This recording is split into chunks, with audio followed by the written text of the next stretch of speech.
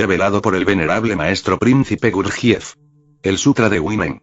El Sutra pronunciado por el sexto patriarca sobre el estrado del tesoro de la ley. Capítulo B. El temperamento y las circunstancias. Instrucciones dadas de acuerdo al temperamento de los discípulos y a las circunstancias del caso. Después del regreso del patriarca a la villa de Zhuao Xiuchou desde Wonhui, donde el Dharma le fue transmitido, él era todavía una figura desconocida, y fue un escolar confuciano llamado Liu Qilud quien le ofreció una calurosa bienvenida y entretenimiento.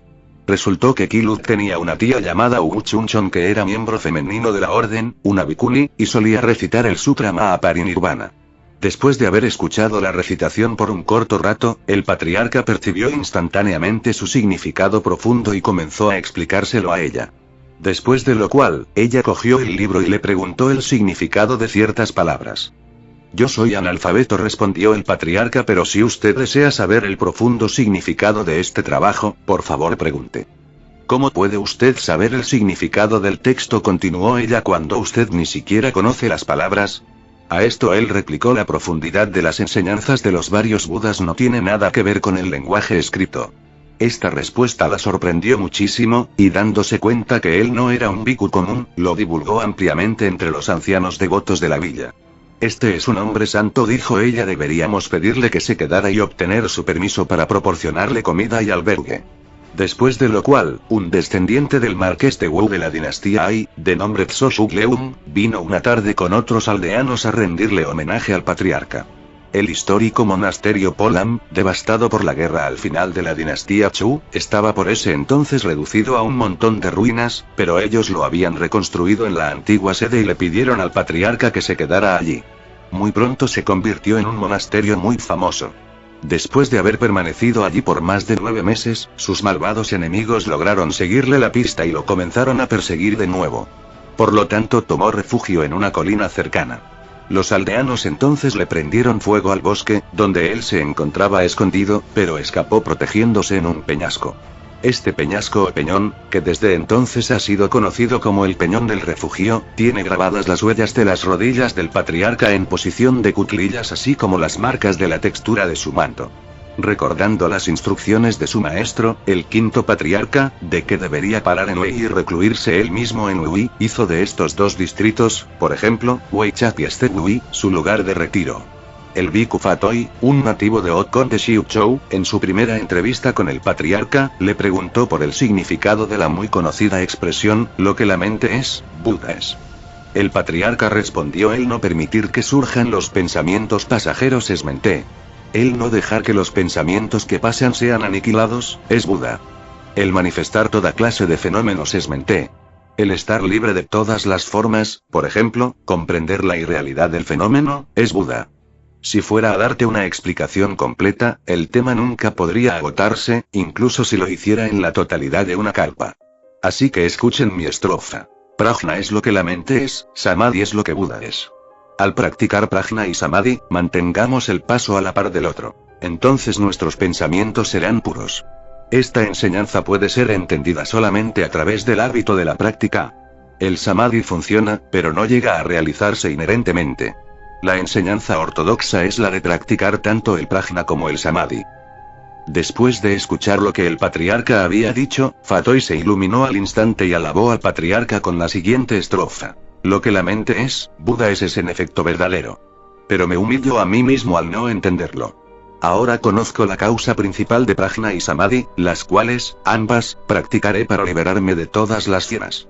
El bhikkhu Fattat, un nativo de Unchou, que se unió a la orden a la corta edad de 7 años, solía recitar el Sutra Sadharma Pundarika, el Sutra del Loto de la Buena Ley. Cuando llegó a rendirle homenaje al patriarca, omitió bajar su cabeza y apoyarla en el suelo. Por esta descortesía el patriarca lo reprobó diciéndole: si objetas bajar tu cabeza y apoyarla en el suelo, ¿no sería mejor no saludar del todo? Debe haber algo en tu mente que hace que te infles tanto. Dime, ¿qué haces en tus ejercicios diarios? Recitar el Sutra Sadharma Pundarika, contestó Fattat. He leído el texto completo 3000 veces. Si hubieras entendido el significado del sutra, recalcó el patriarca, no habrías asumido un porte tan altivo, aun si lo hubieras leído 10.000 veces. Si lo hubieras entendido, estarías caminando por mi mismo camino. Lo que has logrado te ha vuelto vanidoso, y es más, no pareces comprender que esto está mal. escucha mi estrofa. Ya que el objetivo de la ceremonia es doblegar la arrogancia porque has fallado en bajar tu cabeza al piso. El creer en el yo es el origen del pecado, pero al tratar todos los logros como vacíos obtienes el mérito incomparable.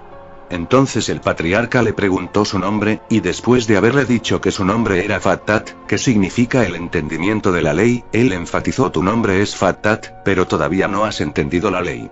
Concluyó pronunciando otra estrofa. Tu nombre es Fattat. Recitas el sutra de manera constante y diligente.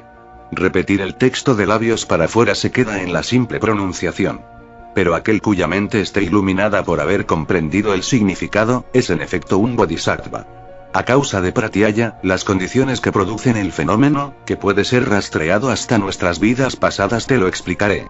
Si tan solo crees que Buda no habla con palabras, entonces el loto florecerá en tu boca. Habiendo escuchado la estrofa, Fattat sintió remordimiento y presentó disculpas al patriarca. Añadió: de ahora en adelante, seré humilde y cortés en todas las ocasiones. Como no alcanzo a entender el significado del sutra que recito, tengo dudas respecto a su correcta interpretación. Con su profundo conocimiento y su sabiduría superior, ¿sería usted tan gentil de darme una breve explicación? El patriarca replicó: Fattat, la ley es bastante clara. Es solo tu mente la que no está clara. El sutra está libre de fragmentos dudosos. Es solo tu mente la que los vuelve dudosos. Cuando recitas el sutra, ¿sabes cuál es su objetivo principal? Señor, ¿cómo puedo saberlo si soy tan lerdo y estúpido? Continuó Fattat: todo lo que sé es recitarlo palabra por palabra. Entonces el patriarca dijo: por favor recita el sutra, dado que no puedo leerlo por mí mismo. Entonces te explicaré su significado. Fattat comenzó a recitar el sutra, pero cuando llegó al capítulo titulado Parábolas, el patriarca lo detuvo diciendo: la idea principal de este sutra es señalar el propósito y el objeto de la encarnación de un Buda en este mundo. Aunque las parábolas y las ilustraciones son numerosas en este libro, ninguna de ellas va más allá de este punto central. Ahora, ¿cuál es ese objeto? ¿Cuál es ese propósito? El sutra dice: es por un solo propósito, un solo objeto, realmente un propósito y un objeto, elevados y nobles, que el Buda aparece en este mundo. Ahora, el solo propósito, el solo objeto, ese propósito noble y elevado y ese objeto noble y elevado a la que nos hemos referido son la visión del conocimiento del Buda. Las personas comunes se apegan, ellas mismas, a objetos externos. E interiormente tienen la idea incorrecta de la vacuidad. Cuando son capaces de liberarse de las ataduras y los apegos a los objetos al estar en contacto con estos, y liberarse de los puntos de vista falaces de la aniquilación sobre la doctrina de la vacuidad, ellos estarán libres de sus engaños internos y de las ilusiones externas.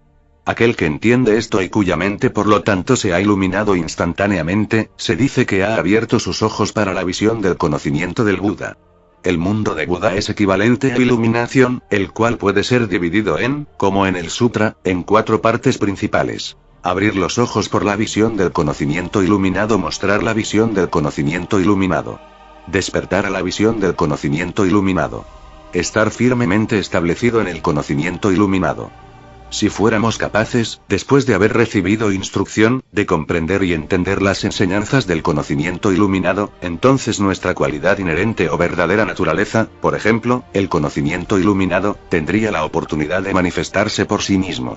Ustedes no deben malinterpretar el texto, y llegar a la conclusión de que el conocimiento de Buda es algo especial de Buda y no es común a todos nosotros, porque encuentren en el sutra el siguiente fragmento: el abrir los ojos a la visión del conocimiento del Buda, el mostrar la visión del conocimiento de Buda, etc. Tal interpretación errónea sería equivalente a calumniar a Buda y a blasfemar el sutra.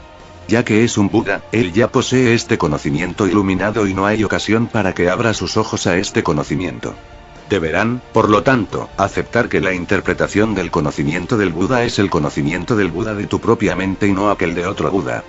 Obsesionado por los objetos sensoriales, y así cerrándose a su propia luz, todos los seres sintientes, atormentados por circunstancias externas y enfados internos, actúan voluntariamente como esclavos de sus propios deseos.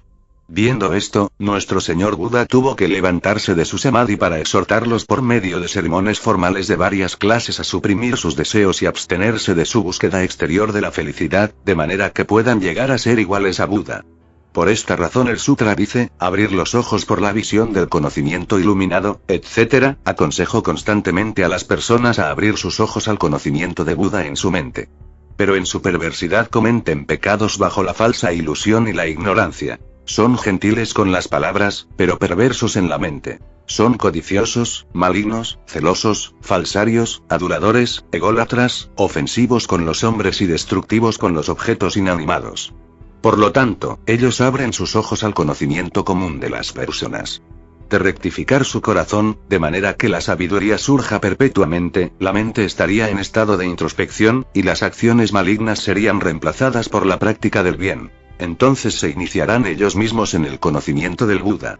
Por lo tanto, de Ksana a Ksana, deben ustedes abrir sus ojos, no al conocimiento de las personas comunes sino al conocimiento de Buda, que es supramundano, mientras que el otro es mundano. Por otra parte, si te aferras al concepto arbitrario de que la simple recitación del sutra, como ejercicio diario es suficiente, entonces estás obsesionado como un yak con su propio rabo. Se dice que los yaks tienen una opinión muy alta de su propio rabo. Entonces Fattat dijo: si eso es así, solamente tenemos que conocer el significado del sutra y no habrá necesidad de recitarlo. ¿Es esto correcto, señor? No hay nada incorrecto en el sutra, continuó el patriarca, como para abstenerte de recitarlo. Pero si la recitación del sutra te iluminará o no, o te beneficiará o no, depende enteramente de ti mismo. Aquel que recita el sutra con la lengua y pone sus enseñanzas en práctica con su mente le da vueltas al sutra. Aquel que lo recita sin ponerlo en práctica, el sutra le da vueltas a él. Escucha mi estrofa. Cuando nuestra mente está bajo la ilusión, el sutra del Sadharma Pundarika nos regresa. Con una mente iluminada, nosotros en su lugar, hacemos que el sutra retorne. Recitar el sutra por un tiempo considerable sin conocer su propósito principal indica que eres un desconocido de su significado. La forma correcta de recitar el sutra no es sosteniendo ninguna creencia arbitraria. De otra forma es incorrecto. Aquel que está más allá de lo afirmativo y lo negativo cabalga permanentemente en la carreta del buey blanco, el vehículo del Buda. Habiendo escuchado esta estrofa, Fattat se iluminó y se llenó de lágrimas. Es cierto, exclamó, que hasta ahora fui incapaz de dominar el sutra. Más bien era el sutra el que me daba vueltas a mí. Entonces trajo a la luz otro punto. El sutra dice, desde los Sravakas, los discípulos, hasta los bodhisattvas, incluso si ellos fueran a especular con esfuerzos combinados, serían incapaces de comprender el conocimiento de Buda. Pero tú, Señor, me has dado a entender eso, que si un hombre ordinario realiza su propia mente, se dice que ha obtenido el conocimiento de Buda. Temo, Señor, que exceptuando aquellos de mentalidad superior, otros dudarán de tu observación. Además, las tres clases de carretas que se mencionan en el sutra, básicamente, carretas conyuntas de cabras, por ejemplo, el vehículo de los Sravakas, carretas conyuntas de ciervos, por ejemplo, el vehículo de los Budas Pratyekas, y las carretas conyuntas de bueyes, el vehículo de los Bodhisattvas. ¿Cómo han de distinguirse de la carreta del buey blanco? El patriarca contestó: el sutra es bastante claro en ese punto. Eres tú el que lo ha malinterpretado. La razón del por qué los Sravakas, los Budas Pratyekas y los Bodhisattvas no pueden comprender el conocimiento del Buda es porque especulan sobre él. Ellos pueden combinar sus esfuerzos para especular, pero mientras más especulen, más se alejarán de la verdad. Fue a hombres ordinarios y comunes, no a otros Budas, al que el Buda Gautama predicó este sutra. En cuanto a aquellos que no podían aceptar la doctrina que él expuso, él les permitió retirarse de la asamblea. Tú no pareces saber que dado que ya estamos cabalgando en la carreta del buey blanco, el vehículo de los Budas, no tenemos necesidad de salir a buscar los otros tres vehículos. Es más, el sutra te dice categóricamente que solamente hay el vehículo de Buda, y que no hay otros vehículos, tales como el segundo y el tercero. Es por el bien de este único vehículo que el Buda tuvo que predicarnos con ingeniosos mecanismos, usando variedad de razones y argumentos, parábolas e ilustraciones, etc. ¿Por qué no puedes entender que los otros tres vehículos son mecanismos provisionales, para el pasado solamente? Mientras que el único vehículo, el vehículo del Buda, es el fundamental para el presente. El sutra te enseña a deshacerte de lo provisional y a recurrir a lo fundamental. Habiendo recurrido a lo fundamental, encontrarás que incluso el nombre fundamental desaparece. Debes valorar que eres el único poseedor de estos valores y que están enteramente a tu disposición cuando estés libre de la concepción arbitraria de que ellos son los padres de, o los hijos de, o que están a disposición de tal o cual. Puedes decir que has aprendido la forma correcta de recitar el sutra. En ese caso, de kalpa a kalpa, el sutra estará en tus manos, desde la mañana hasta la noche, estarás recitando el sutra todo el tiempo. Habiendo despertado de este modo, Fattat elogió al patriarca en un arrebato de gran felicidad, con la siguiente estrofa. El engaño de que hube obtenido grandes méritos por recitar el sutra 3000 veces se ha disipado por la pronunciación del maestro de Psokai, ejemplo, el patriarca. Aquel que no entiende el objeto de la encarnación del Buda en este mundo es incapaz de reprimir las pasiones salvajes acumuladas en muchas vidas. Las 3 yuntas de cabras, de ciervos y de bueyes de los vehículos respectivamente son solo recursos, mientras que en las 3 etapas, preliminar, intermedia y final, definitivamente el Dharma ortodoxo es tanto expuesto como bien propuesto. Solo unos pocos aprecian eso que está en sí mismo dentro de la casa en llamas, ejemplo, la existencia mundana. El rey del Dharma debe ser hallado. Entonces el patriarca le dijo que de aquí en adelante podía llamarse a sí mismo un bhikkhu recitador del sutra. Después de esta entrevista, Fattat fue capaz de entender el significado profundo del budismo. No obstante, él continuó recitando el sutra como antes. El bhikkhu Kiton, un nativo de Shaochou de Anfung, había leído el sutra Lankavatara 1000 veces más o menos, pero no podía entender el significado del Trikaya y de los 4 práginas. Por lo cual, visitó al patriarca y le pidió una interpretación. En cuanto a los 3 cuerpos, explicó el patriarca, el puro Dharmakaya es tu naturaleza esencial. El perfecto Sambhogakaya es tu sabiduría. Y las miríadas Nirmanakayas son tus acciones. Si medias con esos 3 cuerpos separadamente de la, habrá cuerpos sin sabiduría. Si comprendes que esos 3 cuerpos no tienen una esencia positiva en sí mismos, porque son solamente propiedades de la, obtendrás el bodhi de los 4 práginas. Escucha mi estrofa. Los 3 cuerpos son inherentes a la, por el desarrollo de los cuales, los 4 práginas son manifestados. Por lo tanto, sin cerrar tus ojos y tus oídos para mantenerte apartado del mundo externo, puedes alcanzar la budeidad directamente. Créelo firmemente, y serás libre de engaños para siempre. No sigas a aquellos que buscan la iluminación del exterior. Aquellas personas hablan acerca del bodhi todo el tiempo, pero nunca lo encuentran. ¿Puedo saber algo acerca de los 4 práginas?, preguntó Kiton. Si entiendes los 3 cuerpos, respondió el patriarca, debes entender también los 4 práginas. Así que tu pregunta es completamente innecesaria. Si concibes los 4 práginas separadamente de los 3 cuerpos, habrá práginas sin cuerpos, y en tal caso no serían práginas. Entonces el patriarca pronunció otra estrofa. La sabiduría reflejada, como en un espejo, es pura por naturaleza. La sabiduría de la igualdad libera la mente de todos los impedimentos. La sabiduría que lo discierne ve las cosas intuitivamente sin pasar a través del proceso de razonamiento. La sabiduría que lo ejecuta todo tiene las mismas características que la sabiduría reflejada.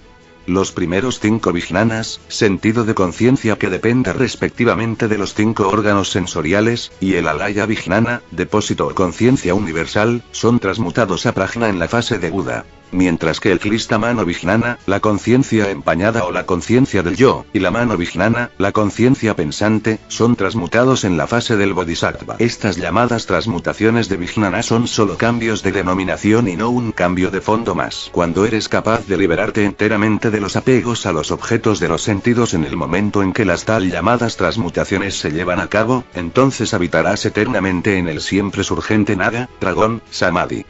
Después de haber escuchado esto, Kiton realizó repentinamente el prajna de su y presentó la siguiente estrofa al patriarca. Intrínsecamente, los 3 cuerpos están en nuestra. Cuando nuestra mente se ilumina, los 4 prajnas aparecerán en su interior. Cuando absolutamente los cuerpos y los prajnas se identifican los unos con los otros, seremos capaces de responder, de acuerdo con sus temperamentos y disposiciones, a las apariencias de todos los seres, no importa qué forma puedan ellos asumir. El comenzar buscando por el Trikaya y los 4 prajnas es tomar un curso completamente erróneo, por ser ellos inherentes en nosotros, tienen que ser realizados y no buscados. El tratar de asirlos o confinarlos es ir en contra de su naturaleza intrínseca. A través de ti, Señor, ahora soy capaz de entender la profundidad de sus significados. Y de aquí en adelante, puedo descartar para siempre sus nombres falsos y arbitrarios. Nota. Habiendo entendido el espíritu de la doctrina, uno puede dispensar o eximir los nombres usados interiormente, dado que todos los nombres son solamente provisionales. El bhikkhu Kisheum, un nativo de Kwaikai de Shumchou, se unió a la orden en su niñez, y era muy entusiasta en sus esfuerzos por realizar su. Un día, fue a rendirle homenaje al patriarca, y este le preguntó desde dónde y por qué había venido. He estado recientemente en la montaña del acantilado blanco en un show, contestó él entrevistándome con el maestro Tatun, que fue suficientemente bondadoso al enseñarme cómo poder realizarla y por lo tanto, alcanzar la budeidad. Pero todavía tengo algunas dudas, y he viajado desde muy lejos para brindar a usted mis respetos. Señor, ¿sería usted tan amable de aclarármelas? ¿Qué instrucciones te dio él?, preguntó el patriarca. Después de permanecer allí por 3 meses sin recibir instrucción alguna, en mi entusiasmo por obtener el Dharma, una noche fui solo a su habitación y le pregunté cuál era mi.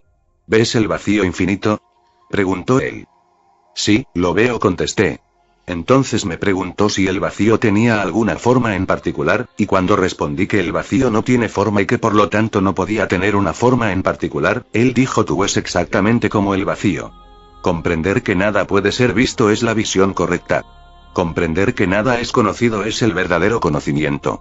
Comprender que ni es verde ni amarilla, ni larga ni corta, que es pura por naturaleza, que su quinta esencia es perfecta y clara, es realizarla y por lo tanto obtener la budeidad, que también es llamada el conocimiento de Buda. Como no entiendo completamente su enseñanza, señor, por favor ilumíneme. Sus enseñanzas indican, comenzó el patriarca, que él todavía retiene el concepto arbitrario de visión y conocimiento, y esto explica por qué él fracasa en aclarártelo. Escucha mi estrofa. Realizar que nada puede ser visto pero retener el concepto de invisibilidad es como la superficie del sol oscurecida por las nubes pasajeras. Realizar que nada es conocido pero retener el concepto del desconocimiento puede ser como un cielo claro desfigurado por un destello de luz. Dejar que esos conceptos arbitrarios se levanten espontáneamente en tu mente indica que no has identificado la, y que no has encontrado aún el expediente diestro para realizarla. Si realizas por un momento que esos conceptos arbitrarios están equivocados, tu propia luz espiritual brillará permanentemente. Habiendo escuchado esto, Kisheum sintió al instante que su mente estaba iluminada. Por lo tanto, presentó al patriarca la siguiente estrofa. El permitir que los conceptos de invisibilidad y desconocimiento se levanten espontáneamente en la mente es buscar al Bodhi sin liberarse uno mismo de los conceptos arbitrarios de los fenómenos. Aquel que presume por la leve impresión estoy ahora iluminado, no es mejor que cuando estaba bajo el engaño. Si no me hubiera puesto a los pies del patriarca, hubiera estado desorientado sin conocer el camino correcto a seguir. Un día, Kisheum le preguntó al patriarca: Buda predicó la doctrina de los 3 vehículos y también la del supremo vehículo. Como no entiendo esto, por favor explícamelo. El patriarca respondió: al tratar de entender esto, debes hacer introspección de tu mente y actuar independientemente del Dharma Laksana externo, cosas y fenómenos. La distinción de estos 4 vehículos no existe en el Dharma en sí, sino en la diferenciación de las mentes de las personas. Ver, escuchar y recitar el sutra es el vehículo pequeño. Conocer el Dharma y entender su significado es el vehículo medio. Llevar realmente a la práctica el Dharma es el gran vehículo. Entender completamente todos los dharmas, absorberlos completamente, el estar libre de todos los apegos, estar por encima y más allá del Dharma Laksana, y estar en posesión de nada, es el vehículo supremo. Dado que la palabra yara, vehículo, implica movimiento, por ejemplo, poner en práctica, argumentar sobre este punto es completamente innecesario. Todo depende de practicar por uno mismo, así que no necesitas preguntarme más. Pero puedo recordarte que, en todo momento la está en un estado de semejanza. Kisheum hizo una reverencia y le dio las gracias al patriarca. De ahí en adelante, trabajó como su asistente hasta la muerte del maestro. El Bhikkhu Kitao, un nativo de Namoi de Kwon-Tung, vino donde el patriarca a pedir ilustración diciendo: desde que me uní a la orden he leído el Sutra Mahaparinirvana por más de 10 años, pero todavía no he entendido su idea principal. Por favor enséñame. ¿Qué parte de él no entiendes?, preguntó el patriarca. Señor, es acerca de esta parte de la que estoy dudoso. Todas las cosas son impermanentes, y por lo tanto pertenecen al Dharma del devenir llegar a ser y al de la cesación, por ejemplo, el Dharma Samskrita. Cuando ambos, el devenir y la cesación, paran de operar, el deleite del descanso perfecto y la cesación de los cambios, por ejemplo, el Nirvana, surge. ¿Qué te hace dudar?, preguntó el patriarca. Todos los seres tienen 2 cuerpos, el cuerpo físico y el Dharmakaya, replicó Kitao. El primero es impermanente. Existe y muere. El último es permanente. No conoce y no siente. Ahora, el sutra dice, cuando ambos, el devenir y la cesación, paran de operar, el deleite del descanso perfecto y la cesación de los cambios surge. Yo no sé cuál cuerpo cesa de existir y cuál cuerpo disfruta del deleite.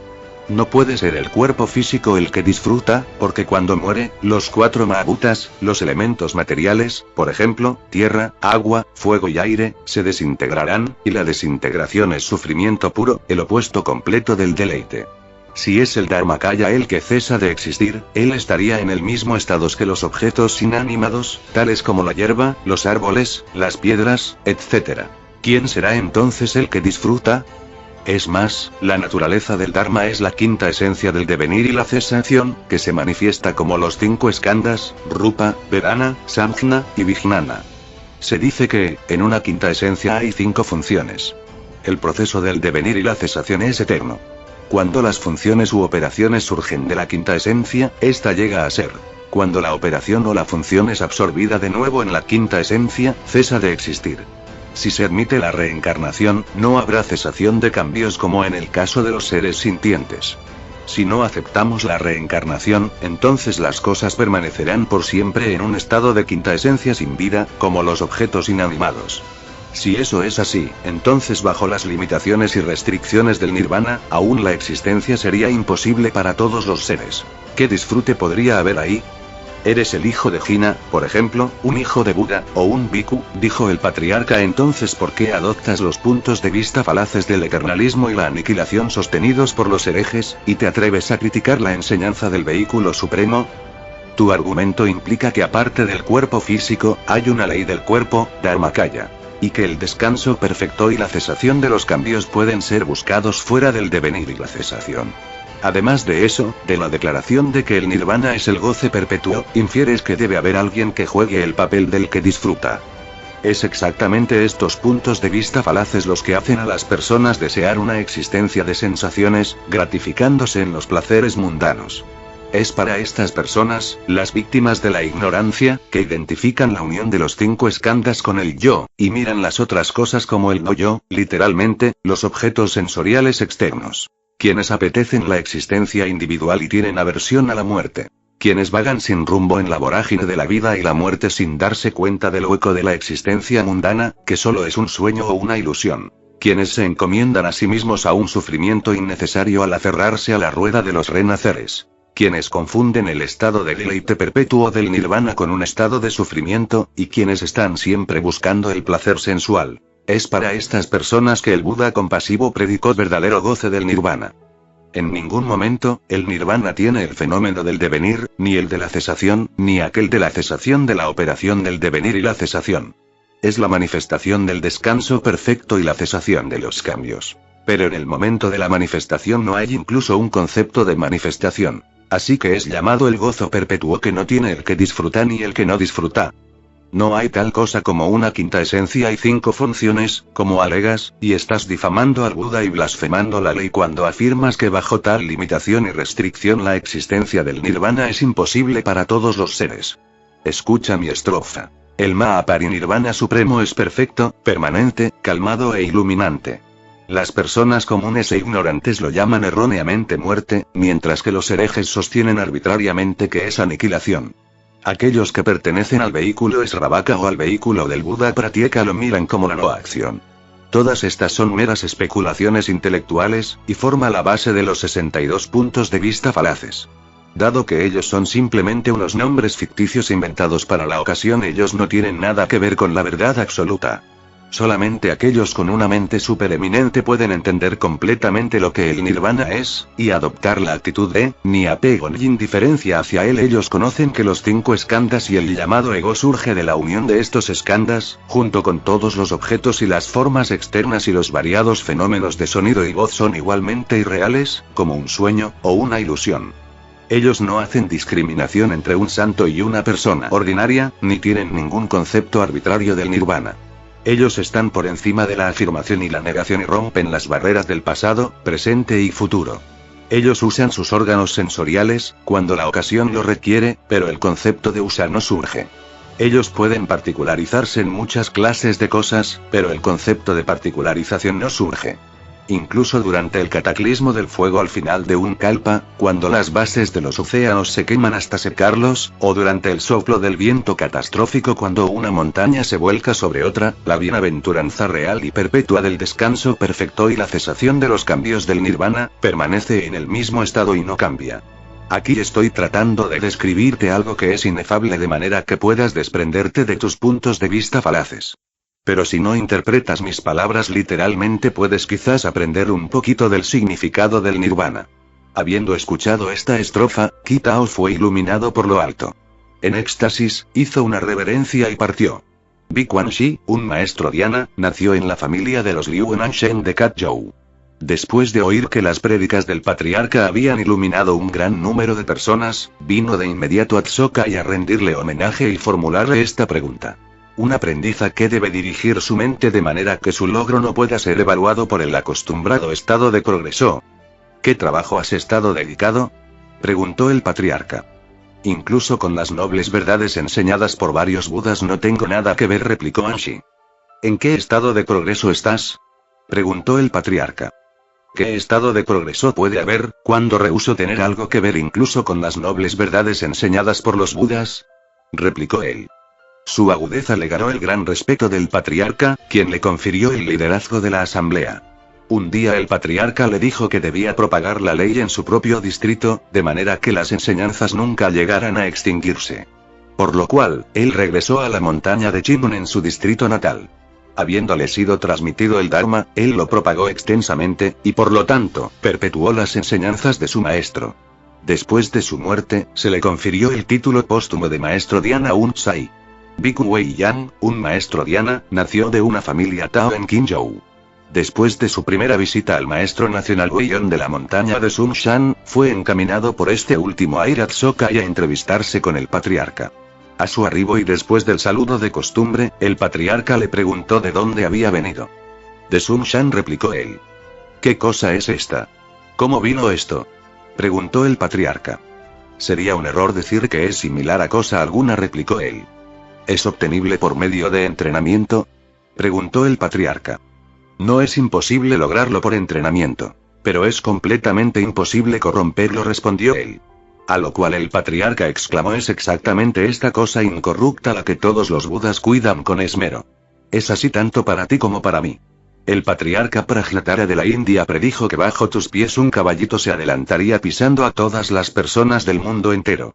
No necesito interpretar este oráculo enseguida, ya que la respuesta deberá ser encontrada en tu mente. Iluminándose así, Wei Yan comprendió intuitivamente lo que el patriarca había dicho.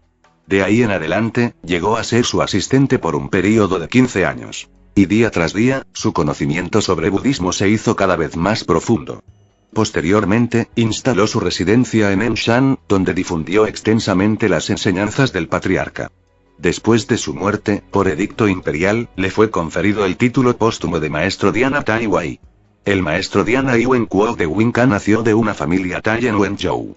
En su juventud, estudió los sutras y los shastras y era muy versado en las enseñanzas de samatha, inhibición o quietud, y vipassana, contemplación o discernimiento, de la escuela de Tendai. A través de la lectura del sutra Vimalakirti Nirdesa, comprendió intuitivamente el misterio de su propia mente. Un discípulo del patriarca que tenía por nombre Unchak, lo fue a visitar un día. Durante el curso de una larga discusión, Unchak notó que las declaraciones de su amigo concordaban en gran parte con los pronunciamientos de los diversos patriarcas. Por consiguiente le preguntó: ¿puedo saber el nombre del maestro que te transmitió el Dharma? Yuen Kuo replicó: he tenido maestros que me han instruido cuando estudié los sutras y los shastras de la sección de Vaipulya. Pero después, fue a través de las lecturas del sutra Vimalakirti Nirdesa que comprendí el significado de la escuela Buddhacita, Dhyana. Y en lo que a eso respecta, no he tenido todavía ningún maestro que verifique y confirme mi conocimiento. Antes de los tiempos del Buda Vismalgarjitasvara Raja, el primer Buda, recalcó Unchak que era posible prescindir de los servicios de un maestro. Pero desde entonces, aquel que logra la iluminación sin la ayuda y la confirmación de un maestro es un hereje por naturaleza. Señor, ¿podría usted amablemente servirme de testigo? Preguntó Yuen Kuo. Mis palabras no tienen peso, replicó su amigo. En Tsokai está el sexto patriarca, a quien los visitantes, en un gran número, llegan de todas las direcciones con el objetivo común de que se les transmita el Dharma. Usted deberá ir allí y yo estaré gustoso de acompañarlo. A su debido momento arribaron a Tsokai y se entrevistaron con el patriarca. Después de circundar al patriarca 3 veces, Iwen Kuok se detuvo, por ejemplo, sin hacer reverencia al maestro, con el Kakaram, el bastón de mando del Buda, en su mano. Por su descortesía, el patriarca hizo la siguiente observación: como un Sramana, monje budista, es la encarnación de 3000 preceptos morales y de 80.000 reglas menores de disciplina, me pregunto de dónde vienes y qué te hace tan presuntuoso. La pregunta de los incesantes renaceres es muy importante, replicó él, y como la muerte puede llegar en cualquier momento, no tengo tiempo que perder en ceremonias. ¿Por qué no comprendes el principio de no nacimiento y entonces resolverás el problema de la transitoriedad de la vida? El patriarca arguyó. A lo cual Iwen Kuok comentó: realizarla es estar libre de renaceres. Y una vez que el problema esté resuelto y la cuestión de la transitoriedad no existe ya más. Así es, asintió el patriarca. A estas alturas, Iwen Kuok cedió e hizo reverencia completa fiel al ceremonial acostumbrado. Después de un corto tiempo le dijo adiós al patriarca. Te estás yendo muy rápido, ¿no es así? Preguntó el patriarca. ¿Cómo puede haber rapidez cuando el movimiento intrínsecamente no existe? Replicó él. ¿Quién es el que sabe que el movimiento no existe? Preguntó el patriarca. Señor, espero que usted no particularice, observó él. El patriarca lo alabó por su comprensión cabal de la noción del no nacimiento, pero Iwen Kuok continuó: ¿hay alguna noción en el no nacimiento? Sin una noción, ¿quién puede particularizar? Preguntó esta vez el patriarca. Aquello que particulariza no es una noción, replicó Iwen Kuok. Bien dicho, exclamó el patriarca. Entonces le pidió a Iwen Kuok que postergara su partida y pasara una noche allí. En lo sucesivo, Iwen Kuok fue conocido por sus contemporáneos como el iluminado que pasó una noche con el patriarca. Posteriormente escribió el famoso trabajo titulado El himno del logro espiritual, que circula ampliamente. Su título póstumo es el de Gran Maestro Wuzhen, el que está por encima de la forma y el fenómeno, y también fue llamado por sus contemporáneos Maestro Dhyana Chun Kuok, aquel que realmente está iluminado. El Bhikkhu Kiwan, un seguidor de la escuela Dhyana, después de consultar con el quinto patriarca, respecto al progreso de su trabajo, se consideró a sí mismo como alguien que había logrado el Samadhi. Por 20 años se enclaustró en un pequeño templo manteniéndose sentado en cuclillas todo el tiempo. Un Chak, un discípulo del sexto patriarca, en un viaje de meditación al banco norte del Oalo, oyó acerca de él y fue a su templo. ¿Qué estás haciendo aquí?, preguntó un Chak. Estoy viviendo en el Samadhi, contestó su amigo Kiwan. ¿Dijiste que viviendo en el Samadhi?, observó un Chak. Me gustaría saber si lo estás haciendo conscientemente o inconscientemente. Porque si lo estás haciendo inconscientemente, significaría que es posible para todos los objetos inanimados como la loza de barro, las piedras, los árboles y las hierbas, lograr el Samadhi. Por otra parte, si lo estás haciendo conscientemente, entonces todos los objetos animados o seres sintientes estarían también en el Samadhi. Cuando estoy en el Samadhi, observó Kiwan, no conozco la conciencia ni la inconsciencia. Si ese es el caso, dijo un Chak, eso es Samadhi perpetuo. Y en ese estado ni permaneces ni te vas. Ese estado en el cual puedes habitar o puedes irte no es el gran Samadhi. Kiwan estaba perplejo. Después de un tiempo, preguntó: ¿puedo saber cuál es tu maestro? Mi maestro es el sexto patriarca de Tsokai, replicó un Chak. ¿Cómo define él Dhyana y Samadhi?, preguntó Kiwan.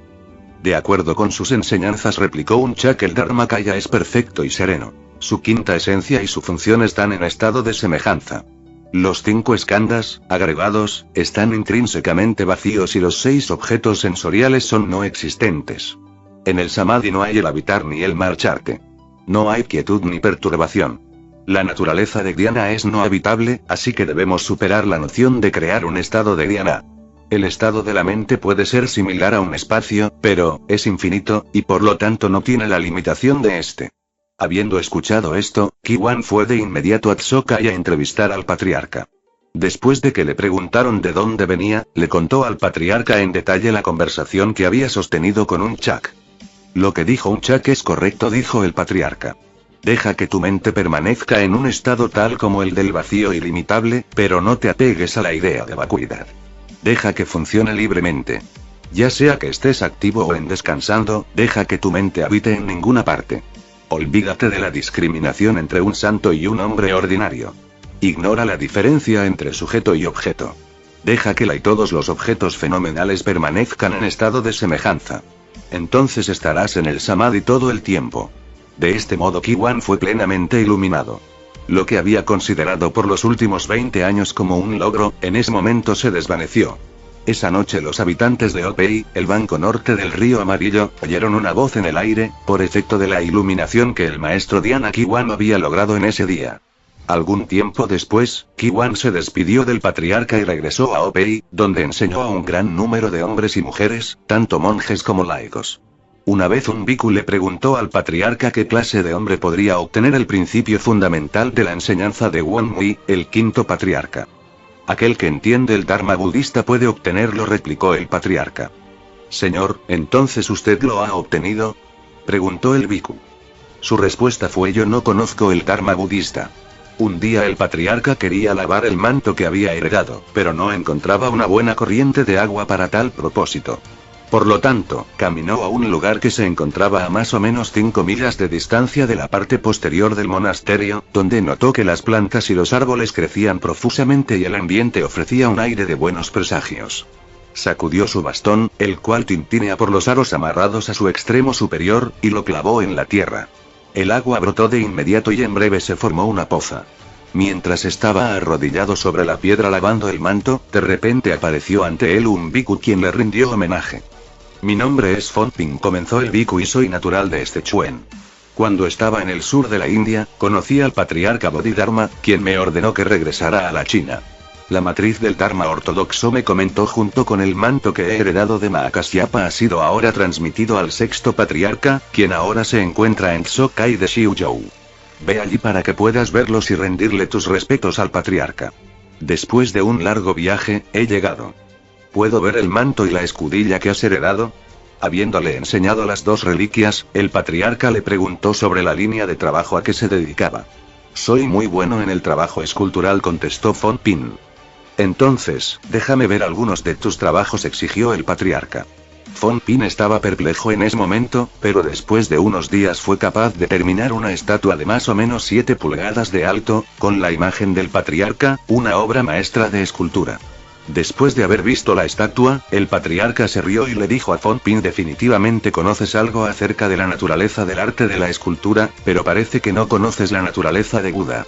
Seguidamente estiró su mano para frotarle la coronilla, la forma budista de bendecir, y declaró: serás por siempre un campo de mérito para los seres humanos y celestiales. Adicionalmente, el patriarca premió sus servicios con un manto, el cual Fonpin dividió en 3 partes, una para vestir la estatua, una para él mismo, y una para enterrar en la tierra después de cubrirla con hojas de palma. Al momento del entierro, hizo la promesa que para cuando se hubiese exhumado el manto, él reencarnaría como el abate del monasterio y que también se comprometía a renovar el trono y el edificio. Un bhikkhu citó la siguiente estrofa, compuesta por el maestro Diana Olun. Olun tiene caminos y medios para aislar la mente de los pensamientos.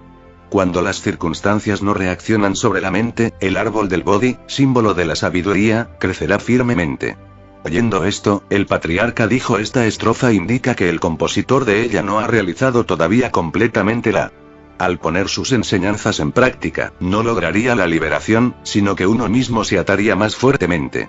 Por lo tanto, él le enseñó al bhikkhu la siguiente estrofa de su propia cosecha. Wei Lang no tiene caminos ni medios para aislar la mente de los pensamientos. Las circunstancias frecuentemente reaccionan sobre mi mente. Y me pregunto, ¿cómo puede el árbol del Bodhi crecer? Nota. En la última línea, el patriarca desafía la declaración de que el árbol del Bodhi crecerá, ya que el Bodhi ni aumenta ni disminuye. Capítulo B. La escuela de la inmediatez y la escuela gradual. Mientras el patriarca estaba viviendo en el monasterio de Polam, el gran maestro Xin Shao estaba predicando en el monasterio de Yukchuen de Qinnam. En ese tiempo las dos escuelas, la sureña de Wei Lang y la norteña de Xin Shao, florecían al unísono. Como las dos escuelas se distinguían una de otra por su nombre, la de la inmediatez, la del sur, y la gradual, la del norte, la pregunta sobre cuál de las dos escuelas de pensamiento deberían seguir, desconcertaba a ciertos budistas eruditos de la época. Viendo esto, el patriarca se dirigió a la asamblea como sigue. En lo concerniente al Dharma, solo puede haber una escuela. Si existe una diferencia, existe en el hecho de que el fundador de una escuela es un hombre del norte, mientras que el otro es un sureño. A la vez que solo hay un sistema de ley, algunos discípulos lo realizan más rápido que otros. La razón por la que se les ha dado los nombres inmediato y gradual es que algunos discípulos son superiores a otros en disposición mental. Pero en lo concerniente al Dharma, la distinción entre inmediato y gradual no existe. A pesar de lo que el patriarca había dicho, los seguidores de Xin Shao solían criticar al patriarca. Lo desacreditaban diciendo que como era analfabeto, no podía distinguirse en forma alguna. Xin Shao mismo, por otra parte, admitió que él era inferior al patriarca, que el patriarca había obtenido la sabiduría sin la ayuda de un maestro, y que había entendido completamente las enseñanzas de la escuela mahayana. Es más, añadió, mi maestro, el quinto patriarca, no le habría transmitido el manto y la escudilla sin una buena razón. Yo lamento, que debido al patrocinio del Estado, que de ninguna forma merezco, no puedo viajar lejos para recibir su instrucción personalmente. Pero, ustedes hombres deben de ir a Tsoka y a consultarlo. Un día dijo a su discípulo Qixing: eres brillante e inteligente. En mi nombre, puedes ir a Tsokai para asistir allí a las conferencias. Trata lo mejor que puedas de recordar lo que aprendas, de manera que a tu regreso puedas repetírmelo. Siguiendo las instrucciones de su maestro, Qixing fue a Tsokai. Sin decir de dónde había venido, se unió a la multitud que allí visitaba al patriarca. Alguien se ha escondido aquí para plagiar mi conferencia, dijo el patriarca a la asamblea. Inmediatamente, Qixing se descubrió, hizo una reverencia, y le contó al patriarca cuál era su misión. ¿Vienes del monasterio de Yukchuen, no es cierto?, preguntó el patriarca. Debes ser un espía. No, no lo soy, replicó Qixing. ¿Por qué no?, preguntó el patriarca. Si no se lo hubiera contado, dijo Qixing, sería un espía. Dado que lo he contado todo, no lo soy. ¿Cómo instruye tu maestro a sus discípulos?, preguntó el patriarca. Él nos dice que meditemos en la pureza, que nos mantengamos sentados con las piernas cruzadas todo el tiempo y que no nos acostemos, replicó Qixing. El meditar en la pureza, dijo el patriarca, es una debilidad y no es dhyana. El restringirse uno mismo, todo el tiempo, a la posición sentada con las piernas cruzadas es inútil. Escucha mi estrofa. Un hombre vivo se sienta y no se acuesta, todo el tiempo. Mientras que un hombre muerto está acostado y no se sienta. A nuestro cuerpo físico, ¿por qué le debemos imponer la tarea de sentarse con las piernas cruzadas? Haciendo una reverencia por segunda vez, Qixing comentó: aunque he estudiado budismo por 9 años bajo la dirección del gran maestro Xin Shao, mi mente no se ha despertado todavía a la iluminación. Pero tan pronto como me has hablado, mi mente se ha iluminado. Como la pregunta del incesante renacer es muy importante, por favor apiádate de mí y ofréceme enseñanza adicional. Entiendo, dijo el patriarca, que tu maestro da a sus discípulos instrucciones sobre sila, reglas disciplinarias, dhyana, meditación, y prajna, sabiduría. Por favor dime cómo él define estos términos. De acuerdo a sus enseñanzas, replicó Qixing, abstenerse de todas las malas acciones es sila, practicar lo que sea bueno es prajna, y purificar nuestra propia mente es dhyana.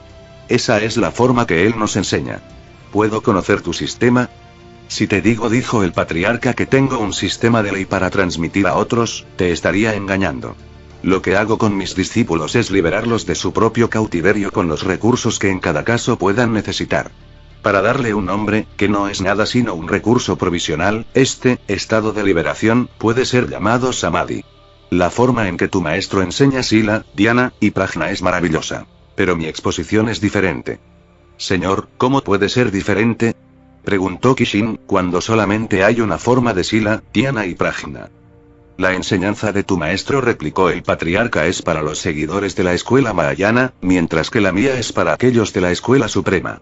El hecho de que algunos realicen el dharma más rápida y profundamente que otros justifica y explica la diferencia en la interpretación. Puedes escuchar y ver si mi enseñanza es la misma que la suya. Al exponer la ley, no me desvío de la autoridad de la, por ejemplo, yo hablo lo que realizo intuitivamente. El hablar de otra forma indicaría que la del expositor está oscurecida y que solo puede abordar el lado fenomenológico de la ley. La verdadera enseñanza de sila, dhyana y prajna deberá estar basada sobre el principio de que la función de todas las cosas proviene de la. Escucha mi estrofa. El liberar la mente de toda impureza es el sila de la. El liberar la mente de toda perturbación es el dhyana de la. Aquello que ni aumenta ni disminuye es el Vajra, el diamante, utilizado como símbolo para el venir y el ir son diferentes fases del Samadhi. Al escuchar la estrofa, Kishin se disculpó por haber hecho una pregunta tan tonta, y agradeció al patriarca por su enseñanza. A continuación presentó a consideración de la siguiente estrofa. El yo no es nada sino un fantasma creado por la unión de los 5 skandhas. Y el fantasma no puede tener nada que ver con la realidad absoluta. El sostener eso de que hay tatata, cualidad esencial, para nosotros poder aspirar a o regresar a, es otro ejemplo de drama impuro, ley impura porque la ley pura está por encima del concepto y el habla. Aprobando lo que había dicho en la estrofa, el patriarca le dijo de nuevo: las enseñanzas de tu maestro sobre Sila, Dhyana y Prajna aplican a hombres sabios del tipo inferior, mientras que la mía es para aquellos de tipo superior.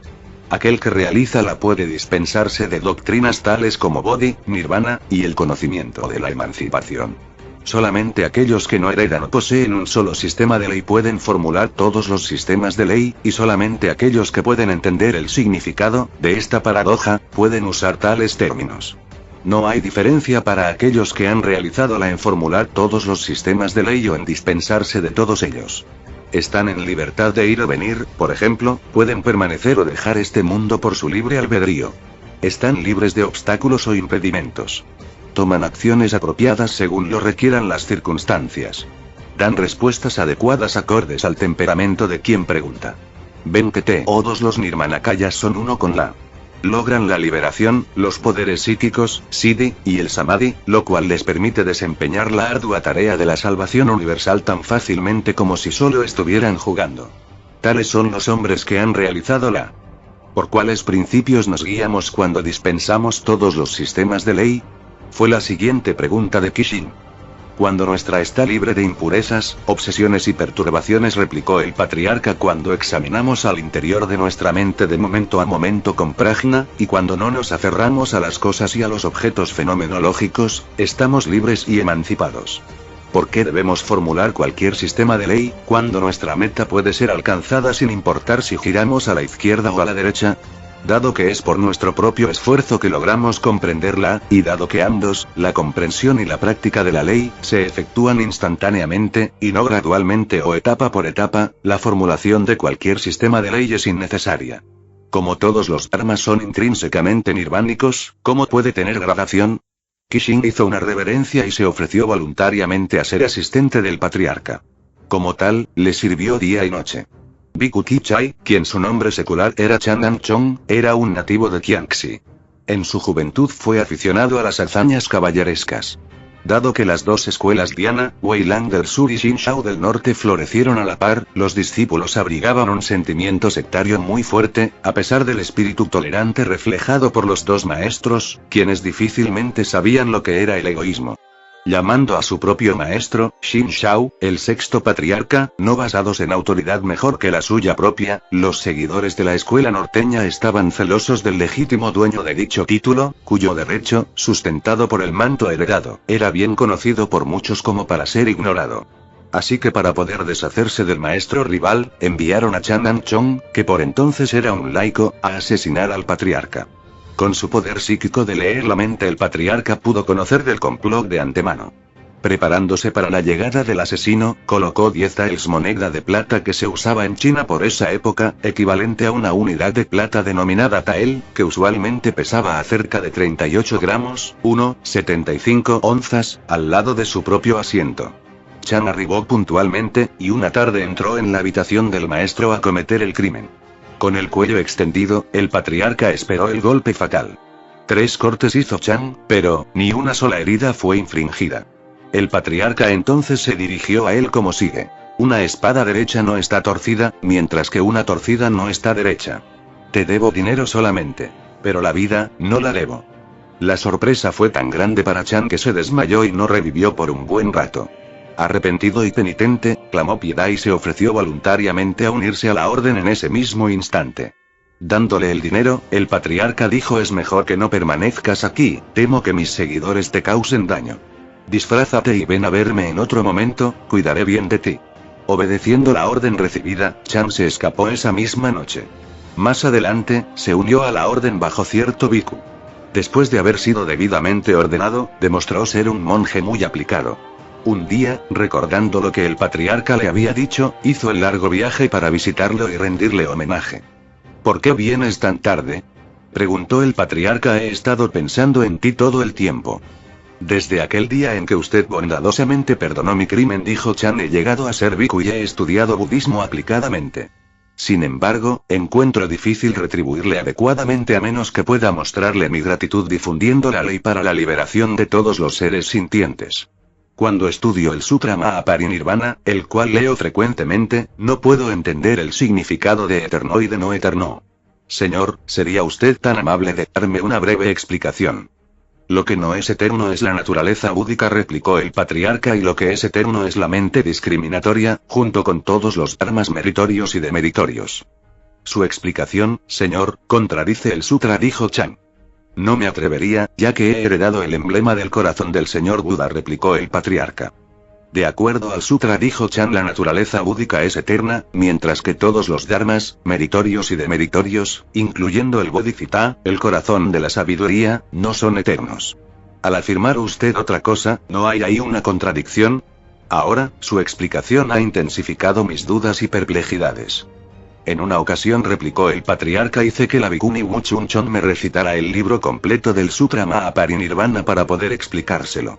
Cada palabra y cada significado que expliqué en esa ocasión estuvieron de acuerdo con el texto. De igual forma, la explicación que te he dado ahora no difiere del texto. Dado que mi capacidad para entender es muy pobre, observó Chan, sería tan gentil de explicármelo de forma más clara y completa.